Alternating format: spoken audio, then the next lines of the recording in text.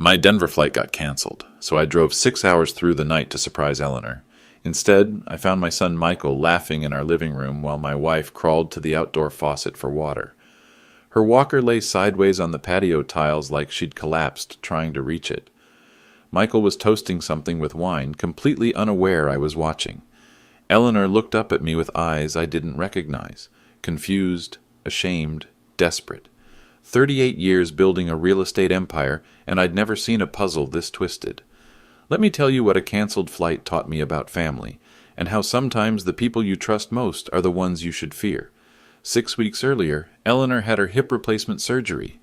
The titanium joint cost us $12,000 out of pocket, but money wasn't the issue. Recovery was. She needed the walker for at least 3 months, maybe longer. At 64, my wife had always been fiercely independent. Watching her struggle with simple tasks like reaching the kitchen faucet broke something in me I didn't know could break. I'd built Patterson Development Group from nothing. Started in 1987 with a single strip mall in Tucson, turned it into 23 commercial complexes across Arizona and Nevada. Our net worth sat comfortably at $12.5 million, most of it tied up in real estate holdings. Not bad for a kid who grew up in a double-wide in Yuma. Michael, our only son, had always been complicated. 35 years old, still finding himself. He'd bounced between marketing jobs, tried his hand at day trading, even spent 2 years selling insurance. Nothing stuck. Jessica, his wife of 4 years, worked as a nurse practitioner. They lived in a rented townhouse 15 minutes away, visited every Sunday for dinner, seemed like a normal young couple figuring life out. The first red flag came 3 weeks after Eleanor's surgery. Michael stopped by on a Tuesday afternoon while I was at the office reviewing contracts for a new shopping center in Henderson. When I got home, Eleanor mentioned he'd been asking questions about our living situation. "He's worried about us managing this big house," she said, settling into her recliner with a wince. Asked if we'd ever considered assisted living. Our house wasn't mansion-sized, but it was substantial. 4 bedrooms, 3.5 baths, 2,800 square feet on 2 acres in North Scottsdale. We'd bought it in 1998 for $400,000. Today's market put it around $2.8 million. The mortgage had been paid off for a decade. Assisted living? I'd laughed. You're recovering from surgery, not developing dementia. But Michael's concern kept escalating. He started dropping by more frequently, always when I wasn't home. He'd find Eleanor struggling with something, reaching a high shelf, carrying laundry upstairs, getting in and out of the shower, and suggest maybe it was time to consider professional care. Jessica joined the campaign 2 weeks later. She'd arrive with medical pamphlets about senior living communities, statistics about fall risks in large homes, stories from work about elderly patients who'd waited too long to move into facilities. "We just want what's best for you both," she'd say, squeezing Eleanor's hand with practiced nurse compassion. The Denver trip had been planned for months. Water rights litigation involving one of our commercial properties near Lake Mead. The case was worth potentially $2 million in future development rights, so I'd planned to stay through the weekend, maybe play some golf, visit with my attorney's family. Then Continental Airlines decided weather in Denver was too risky for landing. They offered to rebook me for Sunday, but something nagged at me. Call it instinct.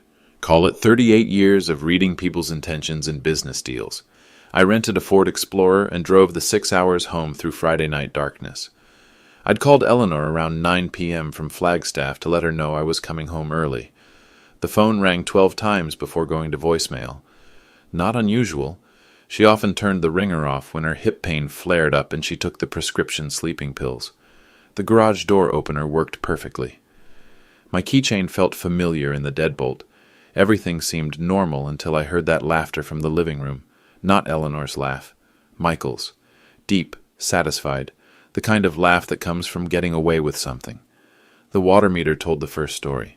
I'd installed enough commercial properties to read utility infrastructure like a road map. Our meter sat in a concrete box near the street, protected by a lock only the utility company and property owner should have keys to. The lock was gone. The valve handle had been turned to the quarter-open position. Our normal water pressure ran at 68 psi. Quarter open meant maybe 15 psi, enough to keep pipes from bursting, but not enough for comfortable living. Someone with knowledge of utility systems had done this deliberately. Inside the house, I tested every faucet. Kitchen sink, weak dribble, master bathroom, barely enough pressure to brush teeth. Guest bathrooms, same story. But the outdoor spigot, the one where I'd found Eleanor kneeling like an animal, ran full pressure. It was connected to a separate line that bypassed the main valve. Michael's laugh got louder. I could hear Jessica's voice now too, talking about Florida communities and resort-style amenities. They were in our living room, drinking our wine, planning our future. I found the utility bills in my home office. 3 weeks of unopened mail, neatly stacked. The water bill showed normal usage through Eleanor's surgery date, then a dramatic drop. 2,200 gallons in the first week of November, down to 400 gallons the week I left for Denver. Someone who understood utility billing had been managing this reduction carefully, keeping usage just high enough to avoid triggering automatic shut-off warnings. Eleanor's diary sat on her nightstand, open to recent entries. Her handwriting looked shakier than usual. November 15th. Keep forgetting to drink enough water. Feel confused about simple things. Maybe Michael is right about needing help. November 18th. James leaves tomorrow for Denver. Feel dizzy. Hard to get to kitchen for water. Michael says this proves I'm not safe alone. November 19th. So thirsty, but water pressure very low. Must be pipes getting old like me. The assisted living brochures were stuffed in Michael's car console. I found his Toyota Camry unlocked in our driveway, engine still warm. Sunset Manor, Premier Senior Living. The deposit receipt was dated November 8th, 6 days before Eleanor's first diary entry about feeling confused. $5,800, paid by check from Michael's personal account. But the real evidence was in Jessica's purse. She'd left it on our kitchen counter while they celebrated in the living room. Her phone contained 17 video recordings, all from the past 3 weeks. Eleanor struggling to open a water bottle. Eleanor confused about which pills to take. Eleanor falling asleep at the kitchen table after barely eating. Each video was carefully edited, removing any context about the water pressure issues or Michael's presence during these incidents. The timestamps showed they were taken during my business meetings, when I couldn't witness Eleanor's actual condition. At the bottom of Jessica's purse, I found Thomas Bradley's business card. He'd been Michael's roommate at Arizona State, now practiced elder law in Phoenix. Someone had written on the back, "Competency evaluation, 72 hours notice required." The timeline crystallized. 3 weeks of systematic torture disguised as natural decline. Recorded evidence of Eleanor's resulting confusion and weakness. A medical professional willing to testify about her inability to live independently. A deposit already paid at an expensive facility. A lawyer ready to file guardianship papers. I climbed the stairs to our bedroom and opened Eleanor's jewelry box. The diamond tennis bracelet I'd given her for our 35th anniversary was missing. Her grandmother's pearl necklace, gone. The Rolex watch from our 25th anniversary, nowhere to be found. They weren't just planning to warehouse Eleanor in assisted living. They were liquidating her personal assets piece by piece, building a case that she was losing valuable items due to dementia-related carelessness. In Michael's childhood bedroom, I found a banker's box hidden in the closet. Inside, photocopies of our property deeds, trust documents, insurance policies, and bank statements. Someone had been studying our financial structure for months, identifying which assets would transfer to Eleanor's care and which would become available to family members managing her affairs. The cruelest detail was a printed email exchange between Michael and a contact at Sunset Manor. They discussed Eleanor's aggressive tendencies and resistance to family guidance. The facility director recommended a higher level of care and a higher monthly fee to manage her difficult personality. They'd been setting up justification for keeping Eleanor in lockdown conditions, away from any outside contact who might question the narrative they were building. Michael wasn't just stealing our money, he was stealing Eleanor's dignity, her autonomy, her final years of independence. He was convincing her that her own body and mind were failing when the only thing failing was his moral compass. Catherine Wells had been our estate planning attorney for 12 years. I called her cell phone at 6:30 Saturday morning, knowing she'd answer because her retainer agreement included emergency access for situations involving elder abuse or family disputes over assets. "James, is everything all right? You sound different." I need you to walk me through how someone would execute a guardianship takeover of Eleanor and myself, hypothetically. Catherine's silence lasted 10 seconds. That's very specific. What's happened? I explained the water pressure, the recordings, the assisted living deposit, Thomas Bradley's involvement. Catherine asked me to photograph everything and email it to her secure server immediately. This is textbook elder abuse with intent to defraud, she said. The good news is it's also incredibly stupid. Michael's created a paper trail that will destroy him in court. While I documented evidence, Catherine researched Michael's financial situation through professional networks. The results arrived in my email an hour later. Michael owed $380,000 to various creditors, student loans, credit cards, and, this was the devastating detail, $200,000 to an offshore gambling website based in Costa Rica. The gambling debt explained everything. Michael wasn't just struggling with normal financial pressures. He was in trouble with the kind of people who don't accept payment plans or bankruptcy discharge. He needed large amounts of cash immediately, and our estate represented his only accessible source. Thomas Bradley's law firm specialized in what they called compassionate family transitions. Their website featured testimonials from families who'd made the difficult but necessary decision to provide professional care for aging parents. The average case involved assets between $1 and $5 million. Their fee structure was percentage-based, 15% of total estate value managed during guardianship proceedings. Eleanor and I were worth exactly the kind of money that made guardianship fraud profitable. Catherine explained the typical timeline.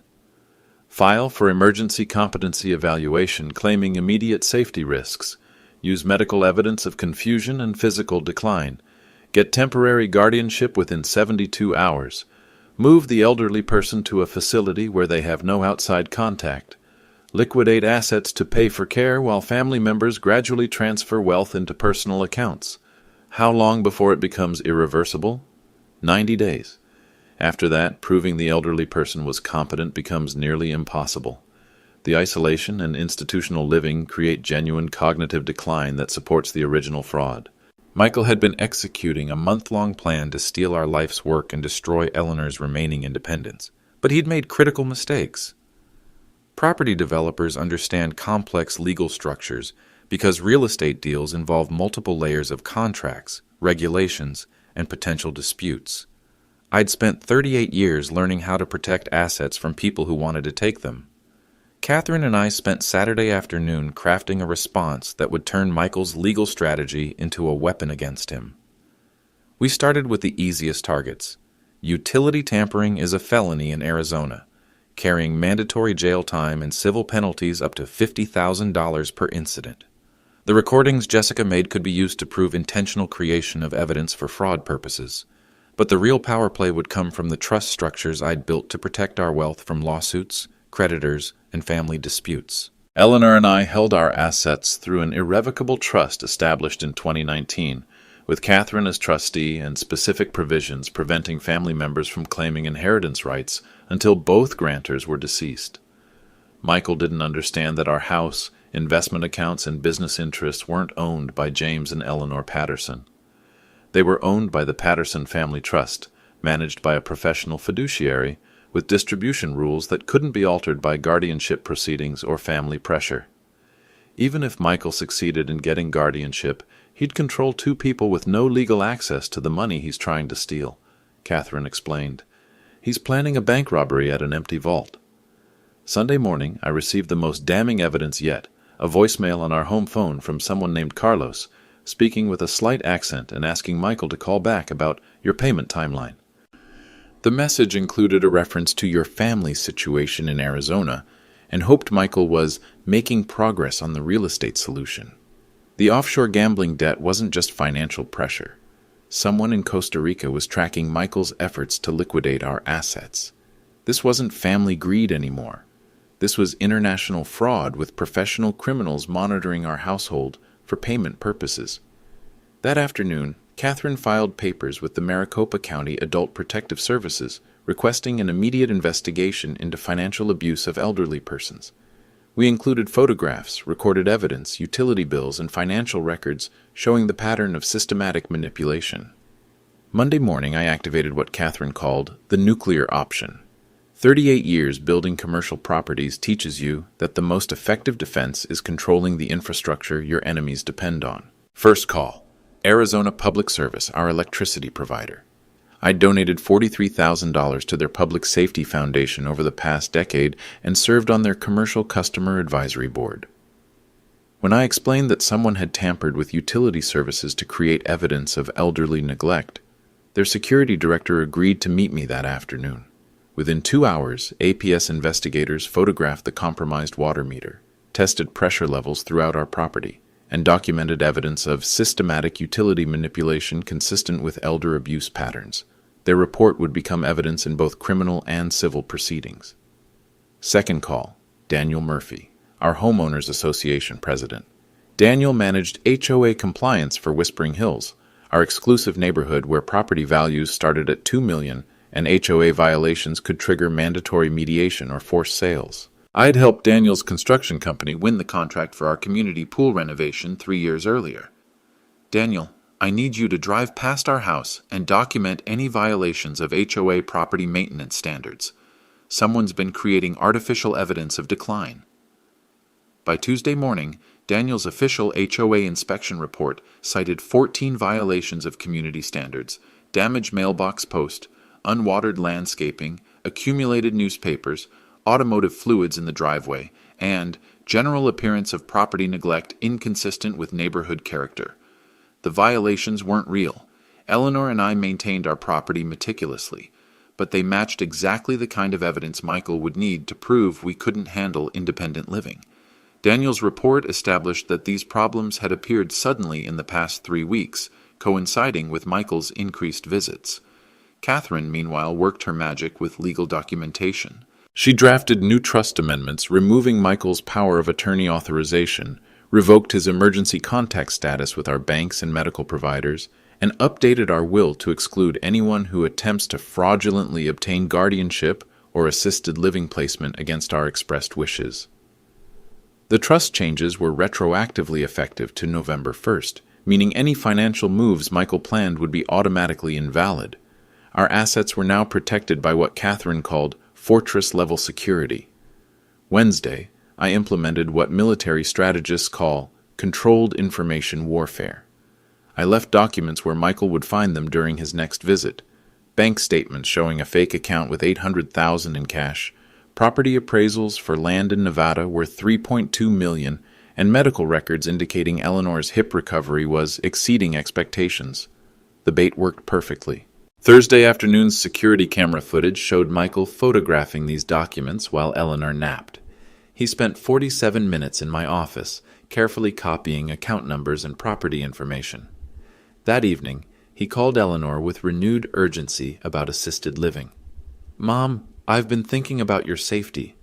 What if something happens when Dad's traveling? You could fall, hurt yourself worse, and nobody would know for hours." Eleanor, who still didn't know about the water pressure manipulation, agreed to visit Sunset Manor on Saturday just to see the facilities. Michael scheduled the tour for 2 p.m., right when I had a standing golf appointment he'd observed for months. Friday morning brought the most satisfying phone call of my career. Thomas Bradley's office called Eleanor to schedule her voluntary competency evaluation for the following Tuesday. The appointment was necessary, they explained, to establish baseline cognitive function before any major lifestyle transitions. Eleanor, confused and scared, agreed to the evaluation. She still believed Michael was acting out of love. I spent Friday afternoon with Catherine, finalizing what we called Project Mirror, a systematic reversal of every tactic Michael had used against us. If he wanted to play games with utility services, we'd show him how professionals handle infrastructure warfare. Saturday arrived like Christmas morning. At 11 a.m., while Michael and Jessica prepared for the Sunset Manor tour, Maricopa County Adult Protective Services arrived at our door with a court order for immediate welfare checks on both Eleanor and myself. I'd scheduled this visit for maximum psychological impact. APS investigator Maria Gonzalez was a 20-year veteran who'd seen every variety of elder abuse. She photographed Eleanor's physical condition, tested our water pressure, reviewed utility bills, and interviewed Eleanor privately about any pressure she'd felt from family members regarding living arrangements. Eleanor's answers were heartbreaking. Michael says I'm becoming a burden. Says James works too hard taking care of me. Maybe they're right.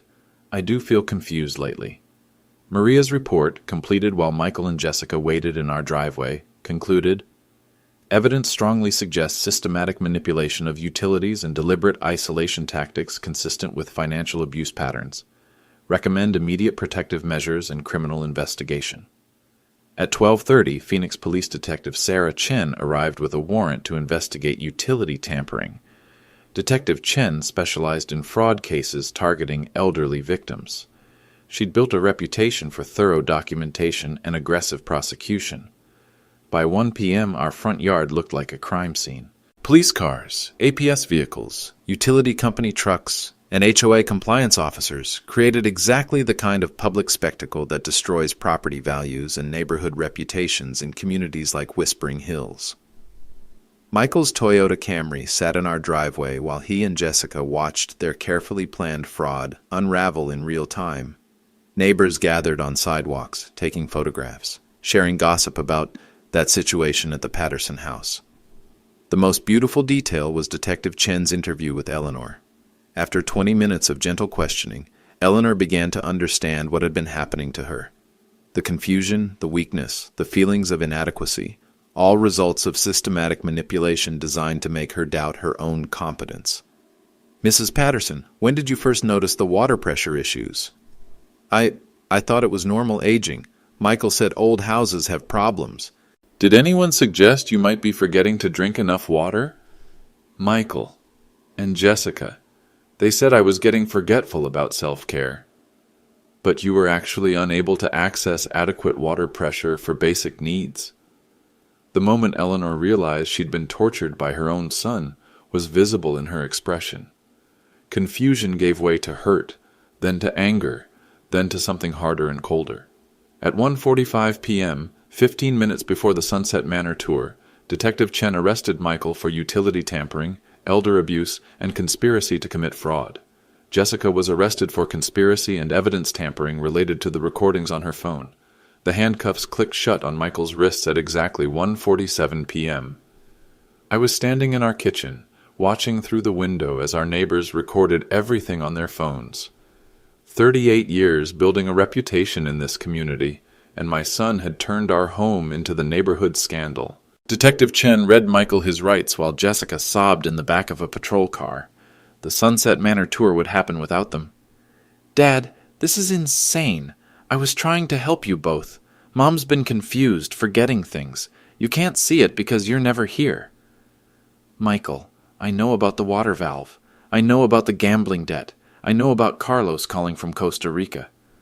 His face went pale. What are you talking about? I pulled out my phone and played Carlos's voicemail on speaker. Michael's expression shifted from confusion to panic to something that looked like relief. At least the lies were over. $380,000 to offshore gambling sites. $200,000 to people who don't forgive debt. You needed our house to save your life. Detective Chen took notes while I explained Michael's financial situation.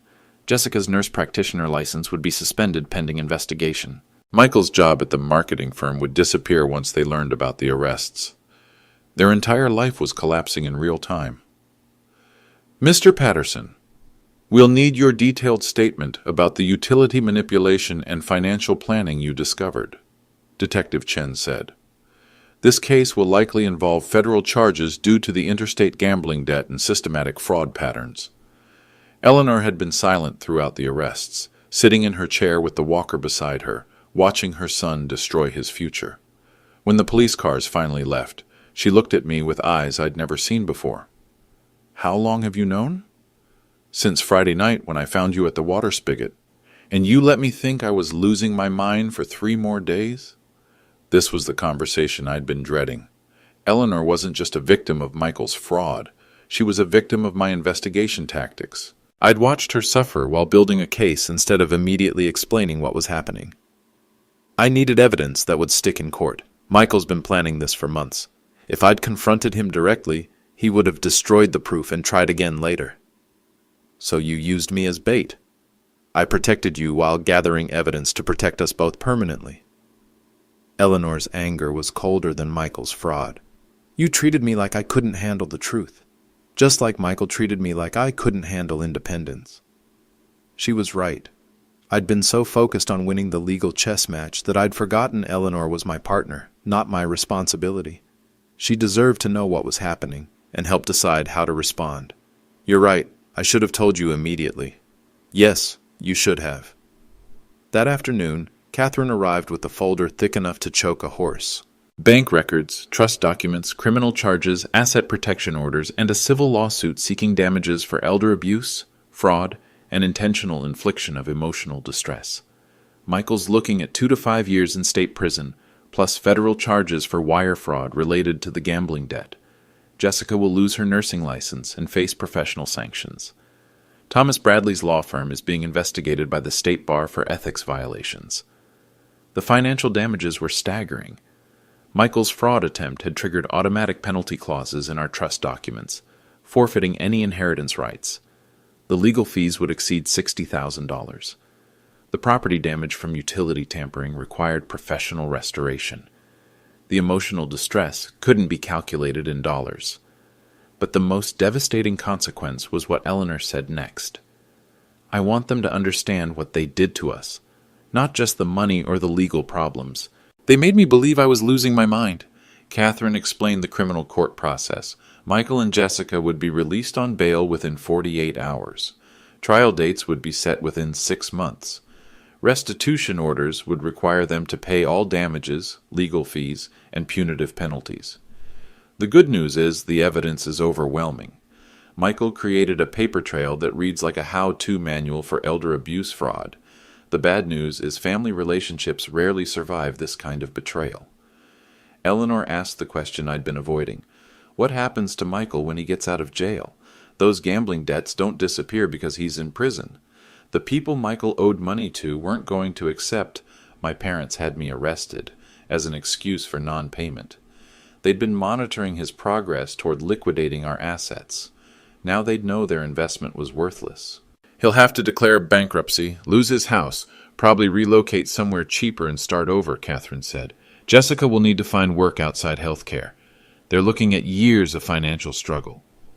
I felt something I hadn't expected. Guilt. Michael deserved consequences for what he'd done, but he was still my son. The boy I'd taught to ride a bicycle and throw a baseball and balance a checkbook. Somewhere in the process of building my business empire, I'd failed to teach him the most important lesson. Family loyalty can't be purchased with stolen money. Eleanor was watching my face. You're already feeling sorry for him. Shouldn't I? Feel sorry for the choices he made, not the consequences he's facing. That night, we slept in our own bed in our own house, with full water pressure and our dignity intact. But something had changed between Eleanor and me. She'd seen that I could be calculating and manipulative when protecting our interests. I'd seen that she was stronger and more perceptive than I'd given her credit for. Michael spent his first night in Maricopa County Jail. Jessica stayed with her sister in Tempe. Their marriage probably wouldn't survive the legal proceedings. Justice felt emptier than I'd expected. The local news picked up the story Tuesday morning. Scottsdale Sun arrested for elder abuse scheme ran on 3 Phoenix television stations and the Arizona Republic website. By Wednesday, Michael's face was recognizable throughout the valley. His employer, a digital marketing agency in Tempe, fired him before he posted bail. Jessica's nursing supervisor placed her on administrative leave pending completion of criminal proceedings. Their landlord began eviction proceedings, citing the criminal charges as violation of lease terms. Michael called our house Thursday evening from a payphone outside the county jail. Eleanor answered. Mom, I need help. I can't find a job with these charges pending. Jessica's family won't help us. We don't have money for rent or legal fees. You should have thought about that before you tried to have us declared incompetent. I was desperate. The people I owe money to, they're not patient. They were threatening to hurt Jessica. Eleanor's voice stayed calm. So you decided to hurt us instead. The conversation lasted 18 minutes. Michael explained his gambling addiction, the escalating debt, The pressure from creditors who'd tracked down our address and threatened to visit if payments didn't arrive soon. He'd convinced himself that assisted living would be better for us anyway, that we were too old to manage a large house safely. I told myself I was helping everyone. You'd get professional care, I'd get enough money to pay off the debt, and we'd all be safe. By torturing me with dehydration and making me think I had dementia? That wasn't supposed to happen. I just wanted to reduce the water pressure enough to create minor inconveniences that would support the assisted living recommendation. Eleanor hung up. Friday morning brought a visit from two men in expensive suits who didn't identify themselves clearly. They asked for Michael by name, seemed surprised to learn he was in jail, and left business cards with only phone numbers printed on them. I called Detective Chen immediately. She confirmed what I suspected. Michael's creditors were escalating their collection efforts now that his family plan had failed.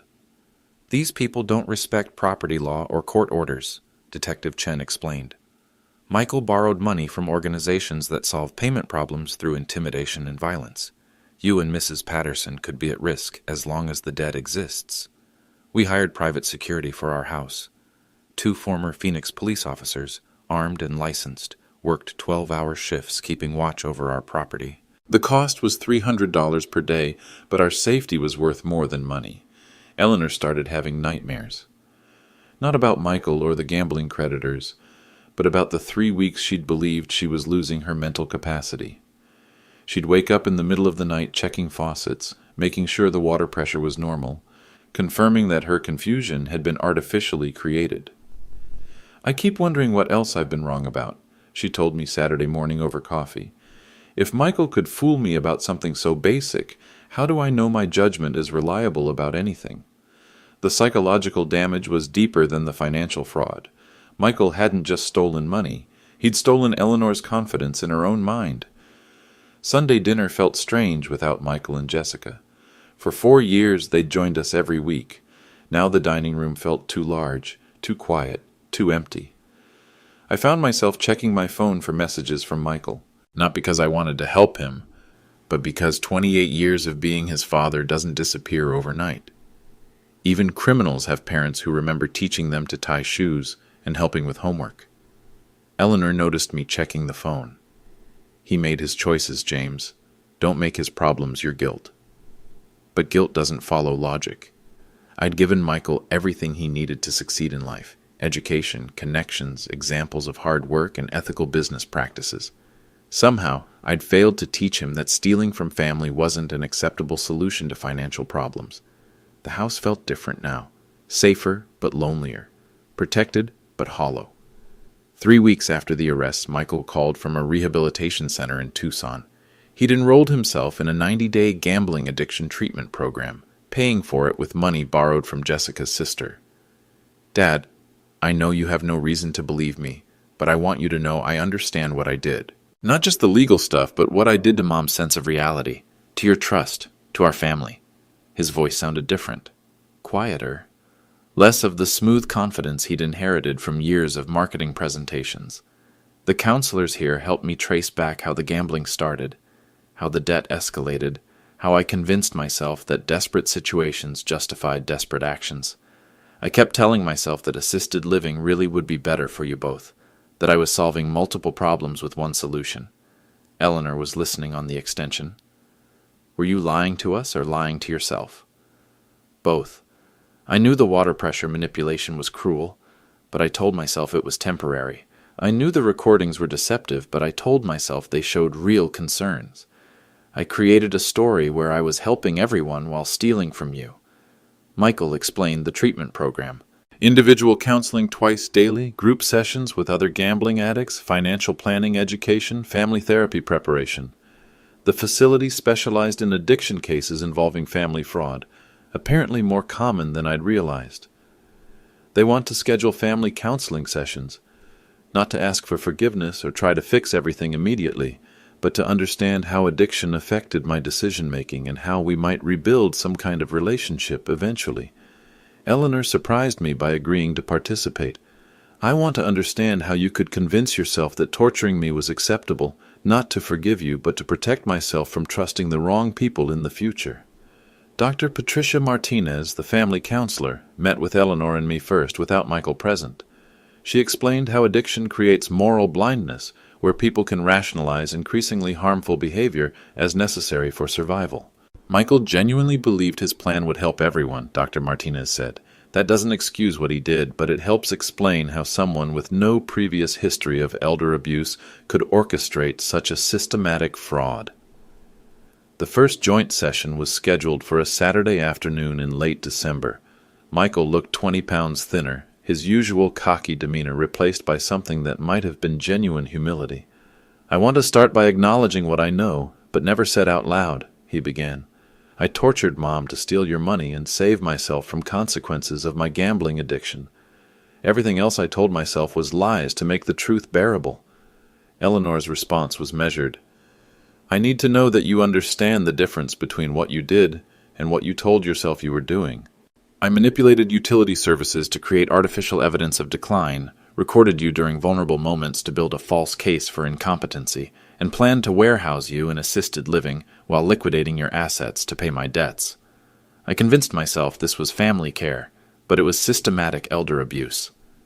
Dr. Martinez guided the conversation toward understanding the psychological mechanisms that had allowed Michael to rationalize such behavior. Gambling addiction creates desperation that overwhelms normal moral reasoning.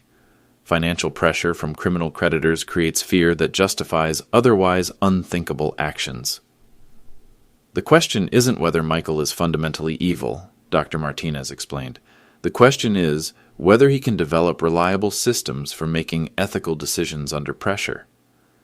By the end of the session, we'd established ground rules for future contact. Michael would complete the full 90-day program plus 6 months of outpatient counseling. Eleanor and I would maintain the protective orders and asset restrictions. Any future relationship would depend on Michael's ability to demonstrate consistent accountability for his actions. Jessica attended the second session 2 weeks later. She'd found work at a community health clinic and was living with her sister while facing her own professional sanctions. "I enabled Michael's plan because I was scared," she admitted. "I knew what we were doing was wrong, but I told myself that elderly people often need more care than they want to admit." Eleanor's response was direct. "Being scared doesn't justify participating in someone's torture? No, it doesn't. I'm not asking for forgiveness, just for you to know that I understand the harm we caused." The sessions weren't leading toward quick reconciliation, but they were creating space for honest communication about what had happened and why. 6 months after the arrests, I made a decision that Catherine strongly advised against. Michael had completed his rehabilitation program and was working as a night janitor at a community college in Tucson. Jessica had found employment at a rural clinic 2 hours away. They were living separately, trying to rebuild their individual lives before deciding whether their marriage could survive. I opened a bank account under the name JP Holdings and arranged for anonymous payments toward Michael's basic living expenses. Not enough to make him comfortable, but enough to keep him housed and fed while he worked through his recovery process. The payments were structured as rental assistance, $300 monthly deposited into an account Michael could access but couldn't trace to me. I wanted to observe how he would handle unexpected financial help when he thought no one was watching. Eleanor discovered the payments during her monthly review of our financial statements. "You're secretly helping him after everything he did to us?" "I'm testing him. If he uses anonymous money responsibly, it suggests genuine change. If he uses it to return to gambling or stops working because he has outside support, it confirms he's still manipulative. And if he tries to investigate where the money comes from, that tells us he still thinks he's entitled to family resources." For 4 months, Michael used the money exactly as intended: rent, groceries, transportation to work, and counseling appointments. He continued working full-time despite having additional income. He didn't reduce his hours or treat the money as a reason to relax his recovery efforts. More importantly, he didn't try to trace the source. Bank records showed he'd asked no questions about the mysterious rental assistance program that had appeared in his life. He simply accepted help gracefully and used it responsibly. Then I escalated the test. In month 5, I increased the payment to $800 and included a note. This assistance may become permanent for individuals demonstrating sustained recovery and ethical behavior. Michael's response revealed everything about his psychological progress. Instead of celebrating the increased income, he called the bank to ask whether the payments might be coming from family members he'd harmed. "I don't feel comfortable accepting this much help without knowing where it comes from," he told the bank representative. "If this is from people I hurt, I need to make direct amends before accepting their support." The bank representative, following my instructions, confirmed only that the payments were from a private foundation supporting addiction recovery. Michael's next decision surprised everyone, including his counselors. He donated $500 of the $800 to a nonprofit organization serving elderly abuse victims. He kept $300 for basic expenses, the same amount he'd been receiving originally. Dr. Martinez called to discuss Michael's reaction during their counseling session. He's struggling with accepting help he hasn't earned, especially when he suspects it might be coming from victims of his fraud. That's actually a positive sign for his recovery. But the most revealing test came in month 6. I arranged for Thomas Bradley, Michael's former friend and legal co-conspirator, to contact Michael about a business opportunity. Thomas had avoided criminal charges by cooperating with prosecutors, but his law license was suspended and his practice had collapsed. The opportunity was carefully constructed, a chance to make $50,000 by providing consulting services to families seeking compassionate assisted living transitions for elderly relatives. Essentially the same kind of elder abuse fraud Michael had attempted against us, but positioned as legitimate business consulting. Thomas explained that families often needed help recognizing when parents require professional care, and that Michael's experience with family dynamics around aging made him valuable as a consultant. I watched through surveillance equipment as Thomas presented this offer in a coffee shop near Michael's workplace. Michael listened for 20 minutes before responding. "Thomas, what you're describing is exactly what I did to my parents. It was fraud then, and it's fraud now. I'm not interested in helping other families manipulate elderly relatives, no matter how you frame it. Michael, this is $50,000 for 6 weeks of work. You're living in a studio apartment and working as a janitor. This could restart your career. My career isn't worth more than other people's dignity. I spent months torturing my mother to steal money from my parents. I'm not going to help other people do the same thing to their families." Thomas pressed harder, suggesting that Michael was being overly rigid about ethical boundaries and that smart business sometimes requires moral flexibility. Michael's final response was recorded clearly. "The last time I practiced moral flexibility, I destroyed my family and nearly sent my wife to prison. I'd rather clean bathrooms for minimum wage than make money by helping people abuse their parents." After Thomas left, Michael called Dr. Martinez to report the meeting and ask whether he should notify authorities about Thomas's continued involvement in elder abuse schemes. That evening, I called Eleanor from my office and played the entire recorded conversation. "He passed," she said simply. "What does that mean for us?" "It means he's learned the difference between desperate choices and ethical choices. It doesn't erase what he did, but it suggests he might be capable of sustained change." The anonymous payments had revealed something crucial. Michael was developing genuine moral boundaries that held even under financial pressure. He was choosing ethical behavior over easy money, transparency over manipulation, accountability over entitlement. But passing one test doesn't rebuild trust destroyed by months of systematic betrayal. Eleanor and I still maintained all protective legal measures. Michael still had no access to our assets or inheritance. The restraining orders remained in effect. "Trust," Eleanor said, "isn't binary. It's not fully present or completely absent. It's rebuilt gradually through consistent behavior over time." Michael had demonstrated he could make ethical choices when tested. The question now was whether he could sustain those choices long enough to earn consideration for limited family reconciliation. 18 months after the arrests, we held our first family meeting in Catherine's conference room. Not a social gathering or emotional reconciliation, but a business-like discussion of terms and conditions for possible future contact. Michael looked different. The weight loss from rehabilitation had been replaced by muscle from physical work. His clothes were clean but modest work boots, Levi's, a button-down shirt from Target rather than the designer brands he'd favored during his marketing career. He'd grown a beard that made him look older, more serious. Jessica attended separately. Their marriage had ended 6 months earlier, amicably but definitively. She was pursuing certification as a physician's assistant in rural medicine, specializing in elderly care. Her professional sanctions would be lifted after completing additional ethics training and community service at senior living facilities. "I want to start by acknowledging that nothing I say changes what I did," Michael began. "I systematically abused Mom to steal from both of you. I violated your trust, damaged your sense of security in your own home, and created trauma that can't be undone by apologies." Eleanor's response was measured. "We appreciate your acknowledgement, but we're here to discuss practical matters, not emotional processing." Catherine had prepared a written agreement outlining the terms under which limited family contact might be possible. The conditions were extensive and non-negotiable. Michael would continue gambling addiction counseling indefinitely, with quarterly progress reports submitted to our attorney. Any relapse would terminate all contact permanently. He would maintain steady employment for at least 2 years before consideration for increased contact.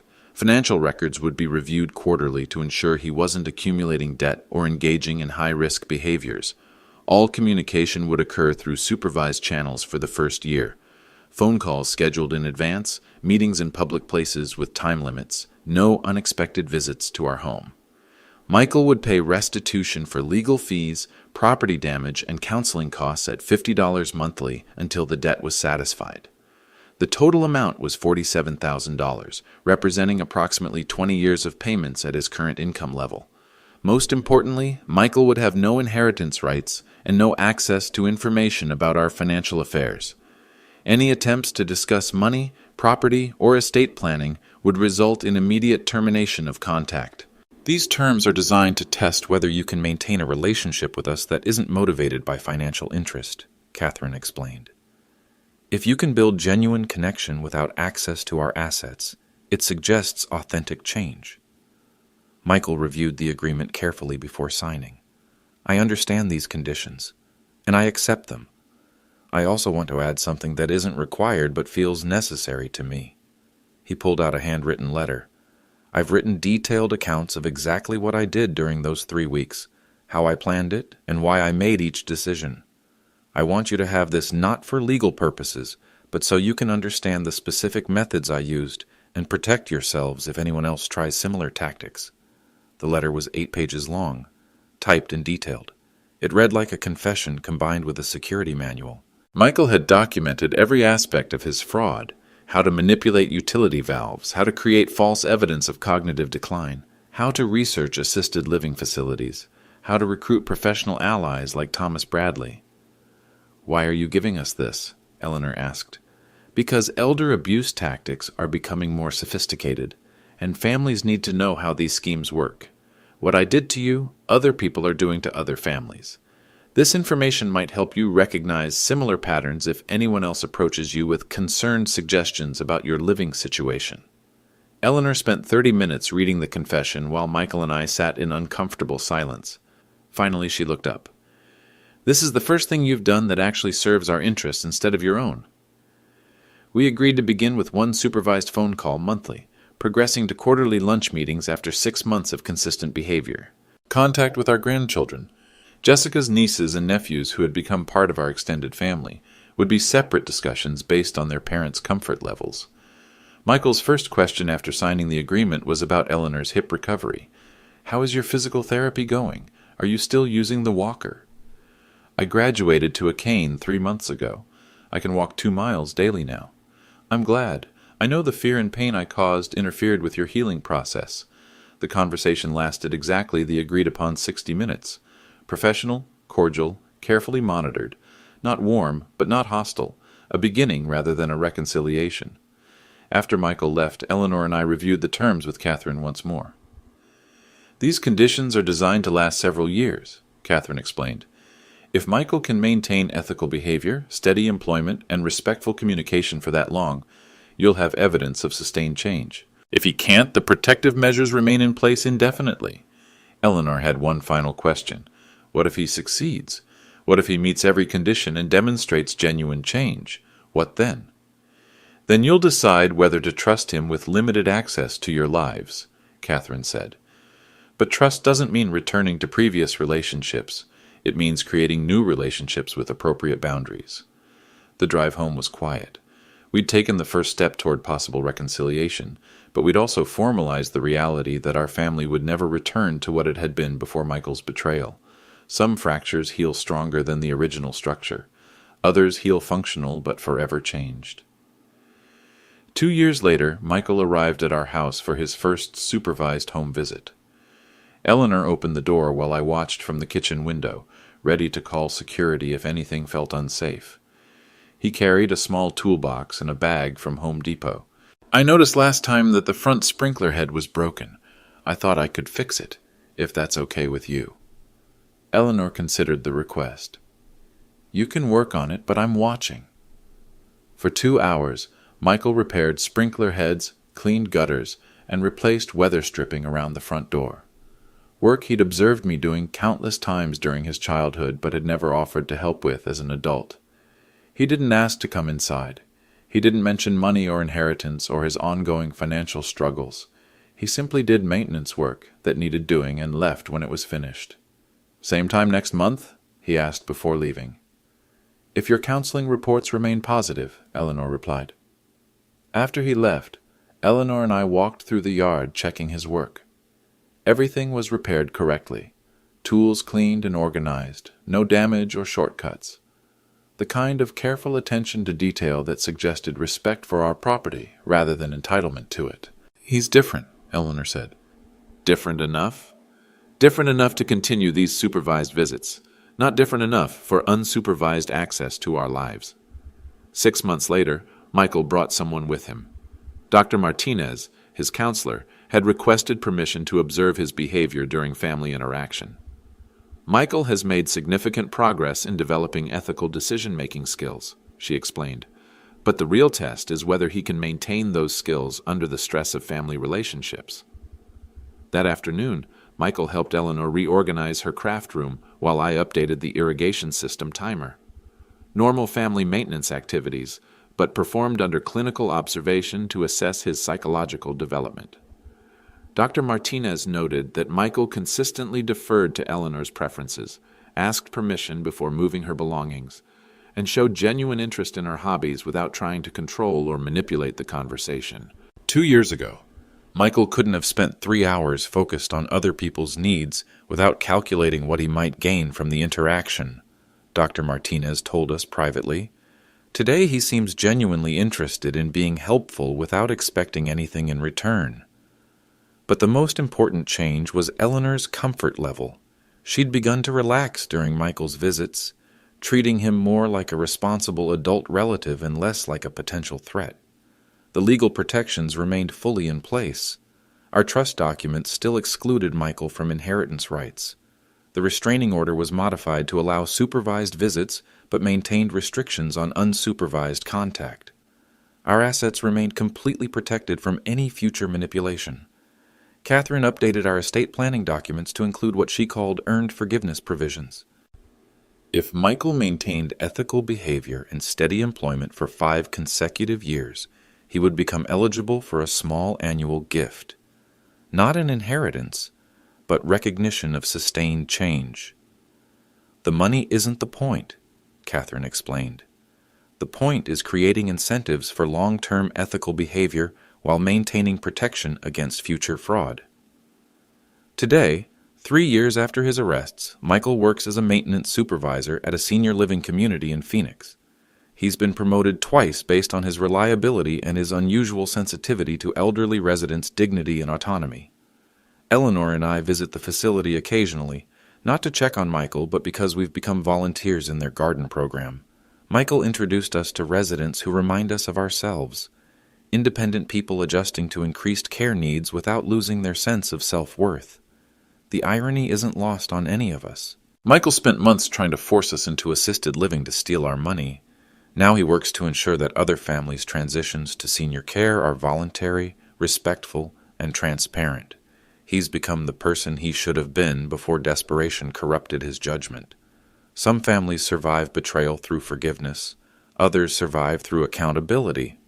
We chose accountability that made forgiveness possible, but only on terms that protect everyone involved. Love doesn't mean accepting abuse. Family doesn't mean unlimited trust.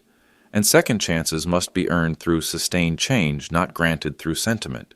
Our family relationships will never return to what they were before Michael's fraud, but they've evolved into something more honest, more careful, and perhaps more durable.